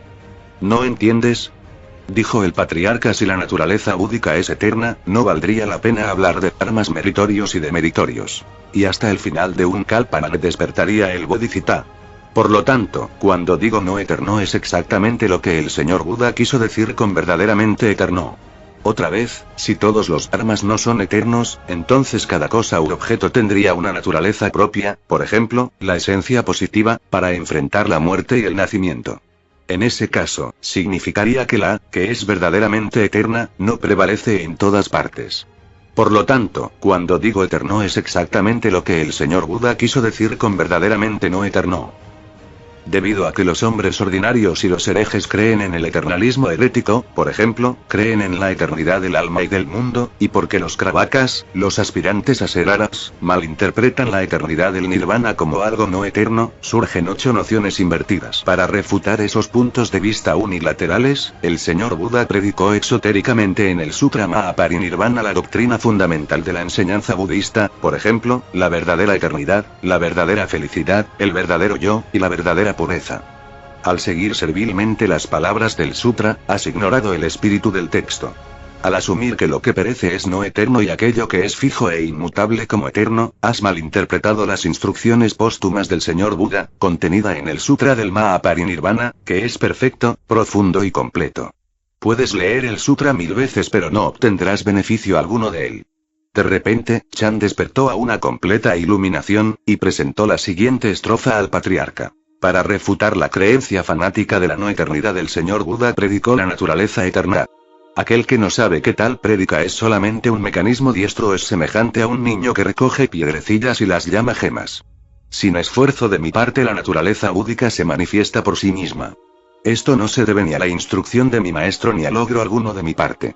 Ahora has realizado plenamente, comentó el patriarca, y de aquí en adelante te debes llamar a ti mismo Kichai, el realizar plenamente. Kichai le dio las gracias al patriarca, hizo una reverencia y partió. Nota. El objetivo del Buda es deshacerse de la creencia fanática en cualquier ciudad. Él predicaría la no eternidad a los creyentes del eternalismo. Y no predicaría la eternidad ni la no eternidad a aquellos que creen en las dos. Un muchacho de 13 años llamado Shinui, que había nacido de una familia Kode Shenyan, llegó al monasterio de Yukchuen a rendirle homenaje al patriarca. Mi querido amigo, dijo el patriarca, debe ser muy difícil para ti emprender un viaje tan largo. Pero ¿podrías decirme cuál es el principio fundamental? De ser capaz, ¿conoces al dueño, por ejemplo? Por favor, trata de decir algo. El no apego es el principio fundamental, y conocer al dueño es realizar, replicó Shinui. Es esa manera, novicio, no sirve para nada sino para hablar con vaguedad, reprobó el patriarca. A continuación Shinui le preguntó al patriarca, señor, ¿en tu meditación, ves tú, propia, o no la ves? Pegándole 3 veces con su bastón, el patriarca le preguntó si sentía dolor o no dolor. Dolor y no dolor, replicó Shinui. Veo y no veo, respondió el patriarca. ¿Cómo es que ves y no ves?, preguntó Shinui. Lo que veo son mis propias faltas, replicó el patriarca. Lo que no veo es el bien, el mal, el mérito, y el demérito de otros. Eso es lo que veo y no veo. Ahora, por favor, dime qué has querido decir por dolor y no dolor. Si no sientes dolor, serías tan insensible como un pedazo de madera o una piedra. Por otra parte, si sientes dolor, y la ira o el odio surgen de tal modo, estarías en la misma posición de un hombre ordinario. El ver y no ver a los que te has referido son un par de opuestos. Mientras que dolor y no dolor pertenecen a la categoría del Dharma que llega a ser y deja de ser, por ejemplo, el Dharma samskrita, elementos condicionados o causados. Sin haber percibido tu propia, te atreves a engañar a otros. Shinui se disculpó, hizo una reverencia, y le agradeció al patriarca por su instrucción. Dirigiéndose a él de nuevo, el patriarca dijo: si estás bajo el engaño y no puedes percibir tú, deberías buscar el consejo de un amigo piadoso y sabio. Cuando tu mente esté iluminada, conocerásla, y entonces podrás recorrer el camino de la forma correcta. Ahora estás engañado, y no conoces tú y aún así te atreves a preguntarme si conozco o no mí. Yo logré realizarla por mí mismo, pero el hecho de que yo la conozca no te exonera a ti del hecho de estar engañado. Similarmente, si conoces tú, ese conocimiento tuyo no sería de utilidad para mí. En lugar de preguntar a otros, ¿por qué no verla y conocerla por ti mismo? Haciendo más de 100 reverencias, Shinui expresó de nuevo su arrepentimiento y le pidió al patriarca que lo perdonara. De ahí en adelante, trabajó aplicadamente como asistente del patriarca. Dirigiéndose un día a la asamblea, el patriarca dijo: tengo un artículo que no tiene cabeza, ni nombre, ni apellido, ni frente, ni espalda. ¿Alguno de ustedes lo conoce? Dando un paso adelante, Shinui replicó: es el origen de todos los Budas y la naturaleza búdica de Shinui. Ya te he dicho que no tiene nombre ni apellido, y todavía lo llamas el origen de los Budas y la naturaleza búdica, reprobó el patriarca. Incluso si te confinaras a una barraca para continuar estudiando, como es lo acostumbrado para los bhikkhus, serás únicamente un aprendiz de dhyana de segunda categoría, por ejemplo, obteniendo conocimiento en los libros y por autoridad verbal, en lugar del conocimiento obtenido intuitivamente. Después de la muerte del patriarca, Shinui se fue a Loyang, donde difundió extensamente la enseñanza de la escuela de la inmediatez. El muy conocido trabajo titulado Un tratado explícito de la enseñanza dhyana fue escrito por él. Generalmente se le conoce con el nombre de Maestro Dhyana o Chak, el nombre de su monasterio. Observando que muchas preguntas que le planteaban eran con mala intención por parte de los seguidores de varias escuelas, y que muchos de esos impertinentes se habían agrupado a su alrededor, el patriarca, motivado por la compasión, se dirigió a ellos como sigue. El que recorre el camino deberá apartar todos los pensamientos, tanto los buenos como los malos. El que la se llame así, es simplemente un recurso. Realmente no se le puede dar nombre alguno. Esta naturaleza no dual es llamada la verdadera naturaleza, sobre la cual todos los sistemas y enseñanzas están basados. Uno debe percibirla tan pronto como alguien le hable acerca de ella. Al oír esto, cada uno de ellos hizo una reverencia y le pidieron al patriarca que les permitiera ser sus discípulos. Capítulo X. El patrocinio real. Un edicto fechado el día 15 de la primera luna del año primero de Shinlun, proclamado por la emperatriz Dowager Cheptin y el emperador Chun Chun, se leía como sigue. Ya que invitamos a los grandes maestros Weiyan y Xin Shao a hospedarse en el palacio para que reciban nuestras ofrendas, hemos estudiado el vehículo de Buda bajo su supervisión, cada vez que encontrábamos tiempo disponible después de asistir a nuestros deberes imperiales. Motivados por la más pura modestia, estos dos maestros recomendaron que buscáramos consejo del maestro Dhyana Weilang del Sur, quien esotéricamente ha heredado el Dharma y el manto del quinto patriarca, como también el sello del corazón del señor Buda. Con la presente enviamos a Eunuch Sikan como mensajero oficial de este edicto a invitar a su santidad a que viniese, y confiamos en que su santidad generosamente nos favorezca próximamente con una visita a la capital, etcétera, etcétera. Sobre la base de estar enfermo, el patriarca declinó la invitación real y pidió que se le permitiese pasar los años que le quedaban en el bosque. Los expertos del dhyana en la capital, dijo Sitkan, cuando estaba entrevistando al patriarca, unánimemente aconsejan a las personas que mediten sentados con las piernas cruzadas para lograr el samadhi. Dicen que esta es la única forma para alcanzar la norma, y que es imposible para cualquiera persona obtener la liberación sin pasar por los ejercicios de meditación. Señor, ¿puedo conocer su forma de enseñar? La norma es para ser consumada por la mente, contestó el patriarca, y no depende de la posición sentada con las piernas cruzadas. El Sutra Vajraccedika dice que es incorrecto para cualquiera afirmar que el Tathagata va y viene, se sienta o se reclina. ¿Por qué? Porque el dhyana de pureza del Tathagata implica que no viene de ninguna parte ni va a ninguna parte, ni llega a ser, ni es responsable por hacer ser. Todos los dharmas son calma y vacío, y como tal es el asiento de pureza del Tathagata. Incluso, estrictamente hablando, no hay ni siquiera cosa tal como un logro. Entonces, ¿por qué debemos preocuparnos por la posición sentada con las piernas cruzadas? Cuando regrese, dijo Siddham, sus majestades seguramente me pedirán que les prepare un insieme. Señor, ¿sería usted tan amable de darme algunas indicaciones esenciales de su enseñanza, de manera que pueda darlas a conocer no solo a sus majestades, sino también a los escolares budistas de la capital? Así como la llama de una lámpara puede encender cientos de miles de otras, así el ignorante será iluminado por tu enseñanza, y la luz producirá luz infinitamente. La norma no implica ni luz ni oscuridad, replicó el patriarca. La luz y la oscuridad representan la idea de alteración o cambio. No es correcto decir que la luz producirá luz infinitamente, pues hay un final, dado que luz y oscuridad son un par de opuestos. El Sutra de Vimalakirti-Nirdesa dice que la norma no tiene comparación, ya que no es un término relativo. La luz significa sabiduría, orgullo Sikan, y la oscuridad significa klesa, corrupciones. Si un caminante del camino no destruye a klesa con la fuerza de la sabiduría, ¿cómo va a liberarse a sí mismo de la rueda de nacimientos y muertes, la cual carece de comienzo? Klesa es bodhi, replicó el patriarca, las dos son los mismo y no son diferentes. El destruir a klesa con la sabiduría es la enseñanza de la escuela Sravaka, que aspiran a la categoría de Arat, y de la escuela del Buda Pratyeka, los seguidores de la norma del vehículo de la cabra y del vehículo del ciervo respectivamente.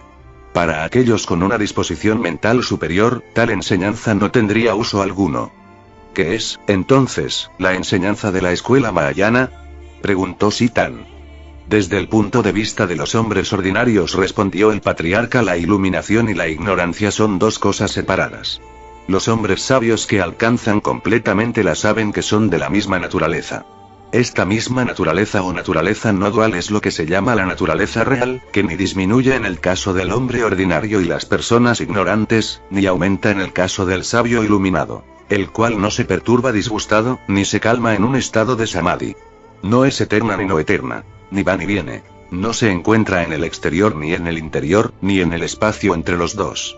Está por encima de la existencia y la no existencia. Su naturaleza y sus fenómenos están siempre en el estado de cualidad esencial. Es permanente e inmutable. Tal es la norma.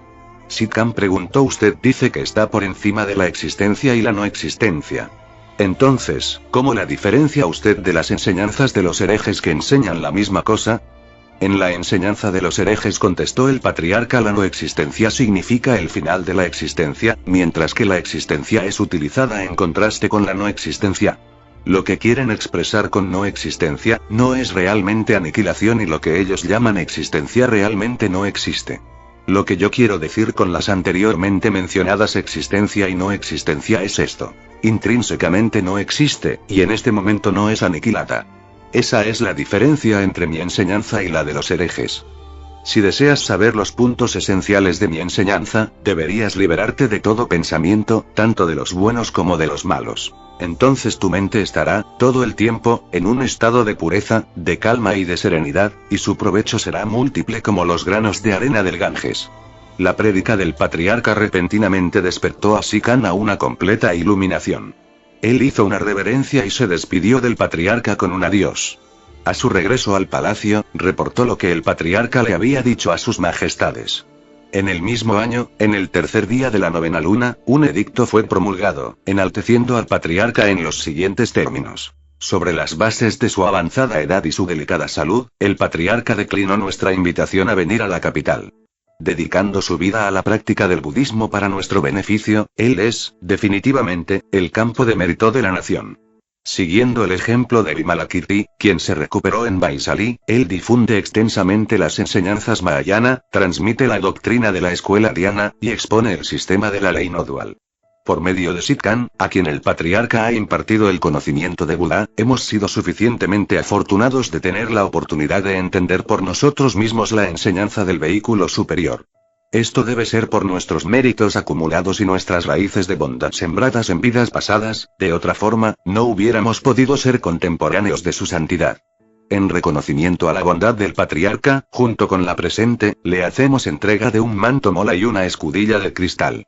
También con la presente, se ordena al prefecto Xiu Chou a renovar su monasterio y a convertir su antigua residencia en un templo, el cual será llamado Kuok-yen, estado generoso. Por concesión real, etcétera, etcétera. Capítulo X. Sus instrucciones finales. Un día el patriarca mandó a buscar a sus discípulos Fatoi, Kishin, Fatat, Shinui, Kisheum, Kitun, Kichai, Kitao, Fatchun, Fatu, etcétera, y se dirigió a ellos como sigue.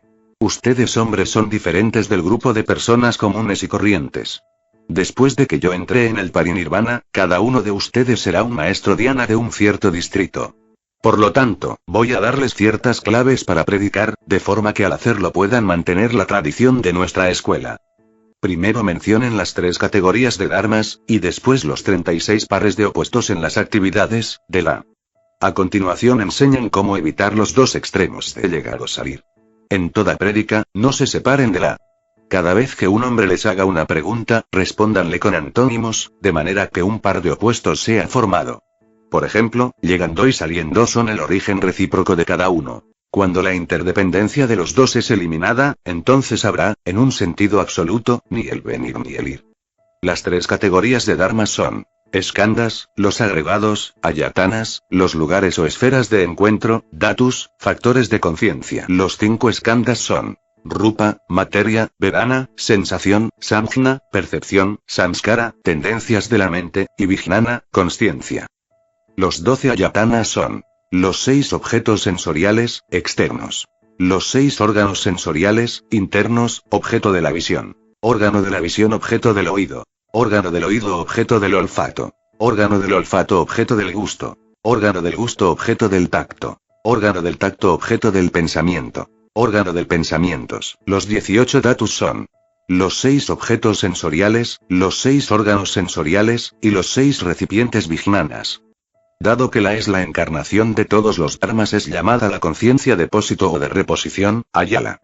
Pero tan pronto como comienza el proceso del pensamiento o el razonamiento, la es transmutada a varios vijnanas.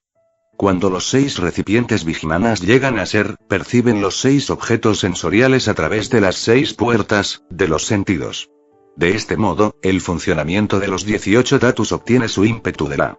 El que funcione ya sea con una tendencia malévola o con una buena, depende de la disposición de ánimo, buena o mala, en que la se encuentre.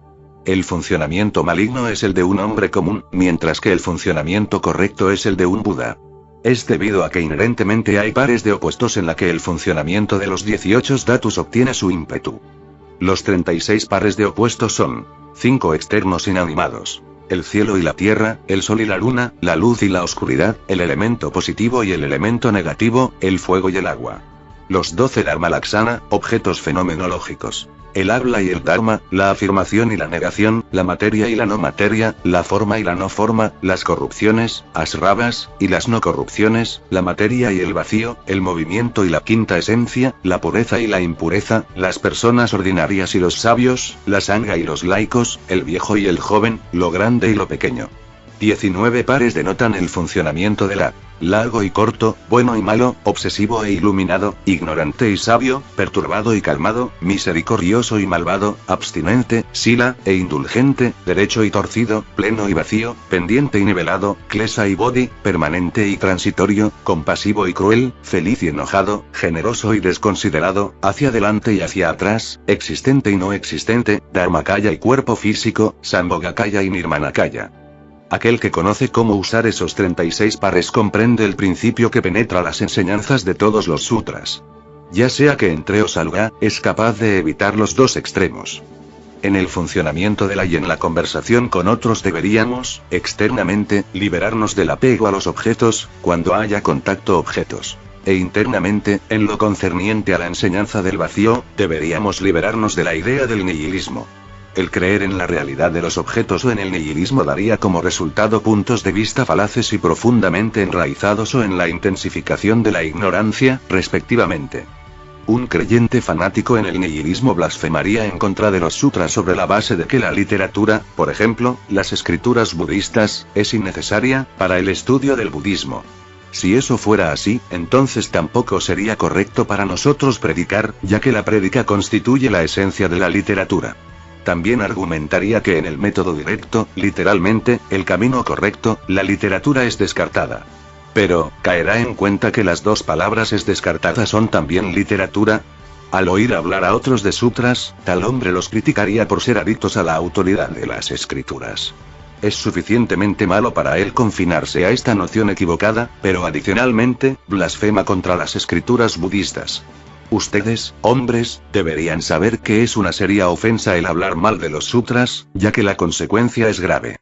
Aquel que cree en la realidad de los objetos externos trata de buscar la forma, desde afuera, practicando un determinado sistema de doctrina. Él puede amoblar espaciosos salones de conferencias para la discusión del realismo o el nihilismo, pero tal hombre no llegará a realizar, por numerosos kalpas, Deberíamos recorrer el camino de acuerdo a la enseñanza de la ley, sin mantener nuestra mente en un estado de indolencia, creando así obstáculos para el entendimiento de la norma. El predicar o el escuchar la ley sin ponerla en práctica facilitará la ocasión para que surjan los puntos de vista herejes. Por tanto, deberíamos recorrer el camino de acuerdo a la enseñanza de la ley, y en la difusión del Dharma no deberíamos estar influenciados por el concepto de la realidad de los objetos. Si entienden lo que digo y hacen uso de ello al predicar, al ponerlo en práctica, y en su vida diaria, comprenderán el carácter distintivo de nuestra escuela. Cada vez que les hagan una pregunta, si es en afirmativo, respóndanla en negativo. Y viceversa. Si les preguntan acerca de un hombre ordinario, respondan con algo acerca de un sabio. Y viceversa.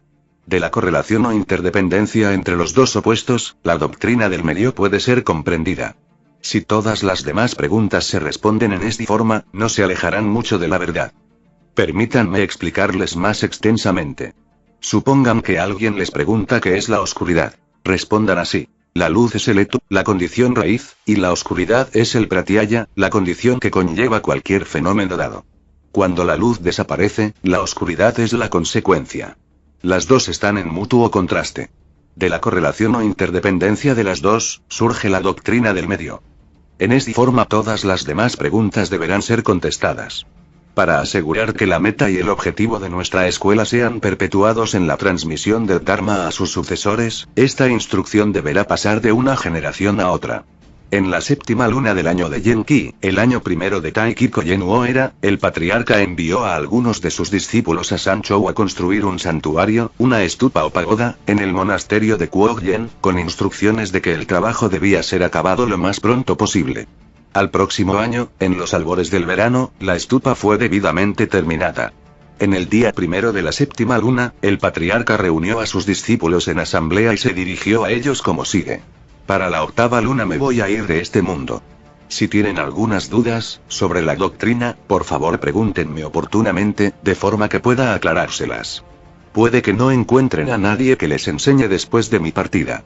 La triste noticia hizo llorar a Fato y a otros discípulos. Shinui, por otra parte, permaneció imperturbable. Elogiándolo, el patriarca dijo: el joven maestro Shinui es el único aquí que ha logrado el estado de la mente que no ve la diferencia entre el bien y el mal, que no conoce la tristeza ni la felicidad, y que es indiferente al elogio o la censura. Después de tantos años de entrenamiento en esta montaña, ¿qué progreso han hecho? ¿Por qué lloran ahora? ¿Están preocupados por mí porque no sé a dónde iré? Pero yo sí sé. De lo contrario no podría contar de antemano lo que va a suceder. Lo que los hace llorar es que no saben a dónde voy. Si lo supieran, no habría ocasión para llorar. En la condición esencial, tatata, no hay ni ir ni venir, ni llegar a ser o dejar de ser. Tomen asiento, todos ustedes, y permítanme leerles una estrofa sobre la realidad y la ilusión, y sobre la acción y la quietud. Léanla y su opinión estará de acuerdo con la mía. Practíquenla y asimilarán la meta y el objetivo de nuestra escuela. La asamblea hizo una reverencia y le pidió al patriarca que les dejara escuchar la estrofa, la cual se lee como sigue. En todas las cosas no hay nada real, entonces debemos liberarnos del concepto de la realidad de los objetos. Aquel que cree en la realidad de los objetos está limitado por el concepto mismo, el cual es enteramente ilusorio. Aquel que logra realizar la realidad, por ejemplo, en su interior sabe que la verdadera mente ha de ser buscada separada de falsos fenómenos. Si tenemos la mente limitada por fenómenos ilusorios, ¿dónde ha de ser encontrada la realidad, cuando todo fenómeno es irreal? Los seres sintientes son móviles. Los objetos inanimados son estáticos. Aquel que se entrena con ejercicios para ser inmóvil, no obtiene otro beneficio, que hacerse tan inmóvil como un objeto inanimado. Si llegasen a encontrar el verdadero tipo de inmovilidad, hay inmovilidad en la actividad. La inmovilidad por sí sola, como la de los objetos inanimados, es inmovilidad, y no diana. Y en los objetos inanimados la semilla de la budeidad no será encontrada. Aquel que es un adepto a la discriminación de los varios dharmalaksanas habita firmemente en el primer principio, nirvana. Y así se han de percibir todas las cosas, y este es el funcionamiento de Tatata, la cualidad esencial. Caminantes del camino, hagan un esfuerzo y presten atención que como seguidores de la escuela Mahayana ustedes no albergan esa clase de conocimiento que los limita a la rueda de nacimientos y muertes. Con aquellos que tienen afinidad discutamos sobre budismo. Y con aquellos con puntos de vista diferentes a los nuestros tratémoslos con cortesía y así hagámoslos felices. Pero, las disputas son ajenas a nuestra escuela, pues son incompatibles con su doctrina. El ser intolerante y discutir con otros omitiendo esta regla es exponer nuestra a la amargura de la existencia mundana. Habiendo escuchado esta estrofa, la asamblea en su conjunto hizo una reverencia. De acuerdo con los deseos del patriarca, concentraron sus mentes para poner la estrofa en práctica y abstenerse de futuras controversias religiosas. Viendo que el patriarca moriría en un futuro cercano, el mayor Fatoi, después de postrarse 2 veces preguntó: Señor, a su entrada al parinirvana, ¿quién será el heredero del manto y el dharma? Todos mis sermones, replicó el patriarca, desde que prediqué en el monasterio de Taifan hasta ahora, pueden copiarse para su circulación en un volumen que ha de ser titulado El Sutra pronunciado sobre el estrado del tesoro de la ley, Dharmarata. Cuídenlo mucho y transmítanlo de una generación a otra para la salvación de todos los seres sintientes. Aquel que predica de acuerdo a sus enseñanzas predica el Dharma ortodoxo. Y hasta aquí llegamos con el tema del Dharma. En cuanto a la transmisión del manto, esta práctica debe ser descontinuada. ¿Por qué? Porque todos ustedes tienen una fe implícita en mi enseñanza, y al estar libres de toda duda, son capaces de llevar a cabo el noble y elevado objeto de nuestra escuela. Es más, de acuerdo al significado implícito en la estrofa de Bodhidharma, el primer patriarca, en lo referente a la transmisión del Dharma, no es necesario transmitir el manto para la posteridad. La estrofa dice: el objeto de mi visita a esta tierra, China, por ejemplo, es transmitir la ley para la liberación de aquellos que viven engañados. En 5 pétalos las flores estarán completas. Después, el fruto se cosechará naturalmente. El patriarca añadió: instruida audiencia, purifiquen sus mentes y escúchenme. Aquel que desea lograr el conocimiento omnisciente de un Buda deberá conocer el samadhi del objeto específico y el samadhi del modo específico. En todas las circunstancias debemos liberarnos del apego a los objetos, y nuestra actitud hacia ellos deberá ser neutral e indiferente. No permitamos que ni el éxito ni el fracaso, ni el beneficio ni la pérdida, nos preocupen. Permanezcamos calmados y serenos, modestos y cómodos, simples y desapasionados. Tal es el samadhi del objeto específico. En todas las ocasiones, ya sea que estemos parados, caminando, sentados o reclinados, seamos absolutamente íntegros. Entonces, permaneciendo en nuestro santuario, y sin el menor movimiento, estaremos virtualmente en el reino de la tierra pura. Tal es el samadhi del modo específico. Aquel que es completo con estas 2 formas de samadhi puede ser asimilado a un terreno cuyas semillas son sembradas desde su interior. Cubierto por el lodo, las semillas reciben nutrimento del sembrado y crecerán hasta que el fruto madure. Lo que ahora predico para ustedes es similar a la lluvia que llega oportunamente a humedecer una vasta extensión de tierra. La naturaleza búdica en su interior puede ser asimilada a la semilla que, siendo humedecida por la lluvia, crecerá rápidamente. Aquel que sigue mis instrucciones ciertamente logrará el bodhi. Aquel que sigue mi enseñanza ciertamente logrará el fruto grandioso, de la budeidad. Escuchen mi estrofa. La semilla de Buda latente en nuestra mente germinará al arribo de la lluvia que todo lo penetra. Habiendo alcanzado intuitivamente la flor de la doctrina, uno está destinado a cosechar el fruto de la iluminación. Entonces añadió: el Dharma es no dual y así es la mente. El camino es puro y más allá de toda forma. Les advierto que no usen aquellos ejercicios de meditación para permanecer quietos o para mantener la mente en blanco. La mente es pura por naturaleza, así que no hay nada por lo que debamos implorar o abandonar.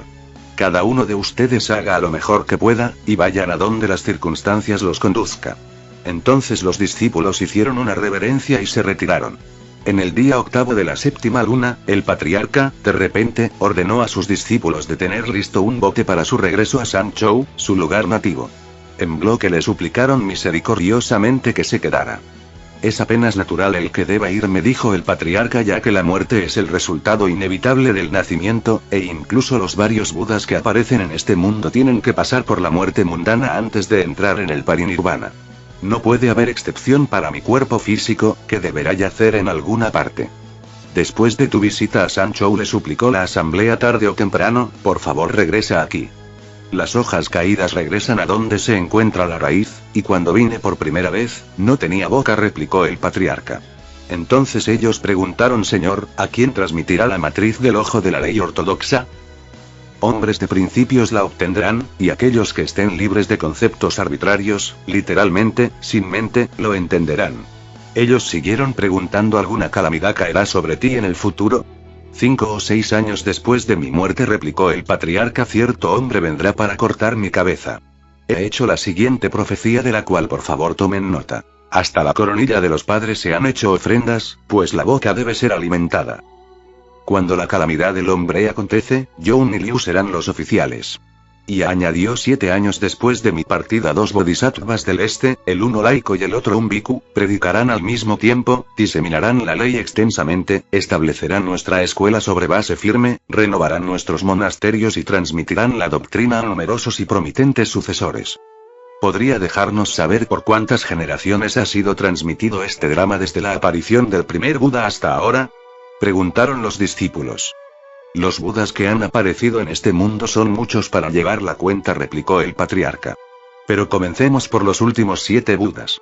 Ellos son: del último kalpa, Alamkara kalpa.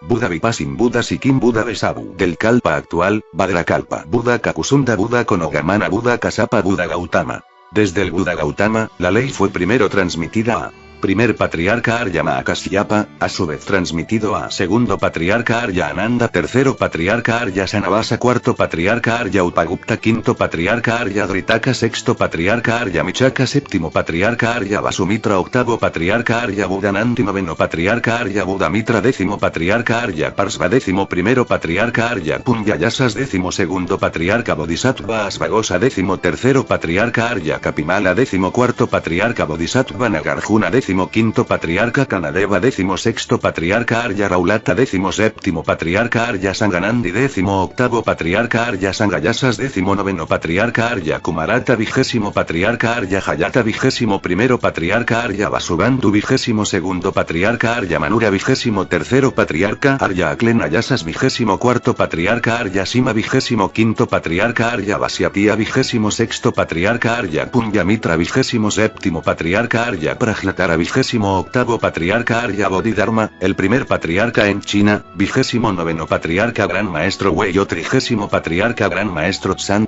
trigésimo primero patriarca Gran Maestro Tushun, trigésimo segundo patriarca Gran Maestro Guanyan, y yo soy el trigésimo tercero patriarca, por ejemplo, el sexto patriarca en China. De este modo, por sucesión discipular, el Dharma fue transmitido de un patriarca a otro. De aquí en adelante, ustedes en su debido tiempo deben transmitirlo para la posteridad, pasándolo de una generación a otra, de forma que la tradición pueda ser preservada. En el día tercero de la octava luna del año de Kuai-Shao, el segundo año de Sintin Era, después de haber comido en el monasterio de Kuok-Yen, el patriarca se dirigió a sus discípulos como sigue. Por favor tomen asiento en orden de antigüedad, porque me voy a despedir. Enseguida, Fatoi se dirigió al patriarca: Señor, ¿sería usted tan amable de dejarnos para la posteridad instrucciones definitivas para que las personas que están bajo la falsa ilusión puedan realizar la naturaleza búdica? El patriarca replicó: no es posible para esos hombres realizar la naturaleza búdica, ya que están familiarizados con la naturaleza de los seres sintientes ordinarios. Pero buscar la budeidad sin dicho conocimiento sería en vano, aún dedicando eones de tiempo en la búsqueda. Ahora, permítanme mostrarles cómo familiarizarse con la naturaleza de los seres sintientes al interior de sus mentes, y así poder realizar la naturaleza búdica latente en ustedes. Conocer a Buda no es distinto a conocer seres sintientes, ya que estos últimos son Budas en potencia, mientras que un Buda no ve diferencia entre él y otros seres. Cuando los seres sintientes realizan ellos son Budas. Si un Buda está bajo el engaño en él es entonces un ser ordinario. La pureza en la hace Budas de los seres ordinarios. La impureza en la regresa incluso a un Buda a la condición de un ser ordinario. Cuando sus mentes están torcidas o depravadas, son seres ordinarios con la naturaleza búdica latente en ustedes. Por otra parte, cuando dirigen sus mentes hacia la pureza y la rectitud, incluso por un momento, ustedes son un Buda. En nuestra mente hay un Buda, y ese Buda interno es el Buda verdadero. Si no buscáramos a Buda en nuestra mente, ¿dónde encontraríamos al Buda verdadero? No duden que Buda está en su mente, aparte de lo cual nada puede existir. Dado que todas las cosas o fenómenos son la producción de nuestra mente, el sutra dice, cuando la actividad mental comienza, varias cosas llegan a existir. Cuando la actividad mental cesa, ellas también cesan de existir. Al despedirme de ustedes, permítanme dejarles una estrofa titulada El Buda verdadero de Las generaciones futuras que entienden su significado podrán realizarla y lograr la budeidad. Dice. La Otatata, la cualidad esencial, es el verdadero Buda, mientras que los puntos de vista herejes y los tres elementos venenosos son Mara, Satán. Iluminados por los puntos de vista correctos, llamamos al Buda en nuestro interior. Cuando nuestra naturaleza está dominada por los tres elementos venenosos se dice que estamos poseídos por Mara. Pero cuando la visión correcta elimina de nuestra mente dichos elementos venenosos, Mara se transformará en un Buda verdadero. El Dharmakaya, el Sambhogakaya, y el Nirmanakaya, estos tres cuerpos emanan de uno solo, por ejemplo. Aquel que es capaz de comprender este hecho intuitivamente ha sembrado las semillas, y cosechará los frutos de la iluminación. Es desde el Nirmanakaya que nuestra naturaleza pura emana. En la primera esta última ha de ser encontrada. Guiada por la naturaleza pura, el Nirmanakaya marcha por el camino correcto, y algún día llegará al Sambhogakaya, perfecto e infinito. La naturaleza pura es una superación de nuestros instintos sensuales. Deshaciéndonos de la sensualidad, logramos el Dharmakaya puro. Cuando nuestro temperamento es tal que ya no somos más esclavos de los 5 objetos sensoriales, y cuando hemos realizado la aún por un solo momento, entonces conoceremos la verdad. De ser tan afortunados en esta vida como para ser seguidores de la escuela de la inmediatez, en un instante veremos al Bhagavad de nuestra. Aquel que busca al Buda, en su exterior, practicando ciertas doctrinas no conoce dónde ha de ser encontrado el verdadero Buda. Aquel que es capaz de realizar la verdad en su propia mente ha sembrado la semilla de la budeidad. Aquel que no ha realizado y busca al Buda en el exterior es un tonto motivado por deseos equivocados. Para la posteridad, dejo aquí las enseñanzas de la escuela de la inmediatez para la salvación de todos los seres sintientes que se preocupen por practicarlas. Escúchenme ustedes, discípulos del futuro. Su tiempo habrá sido fatalmente malgastado si ustedes se niegan a poner estas enseñanzas en práctica. Habiendo recitado la estrofa, añadió: cuídense mucho. Después de mi muerte, no sigan la tradición mundana de llorar y lamentarse. Los mensajes de condolencia no deben de ser aceptados, ni la ropa de luto debe ser usada. Esas cosas son contrarias a la enseñanza ortodoxa, y aquel que las hace no es mi discípulo. Lo que deben hacer es conocer su propia mente y realizar su propia naturaleza búdica, la cual ni descansa ni se mueve, ni llega a existir ni cesa de existir, ni viene ni va, ni afirma ni niega, ni reside ni parte.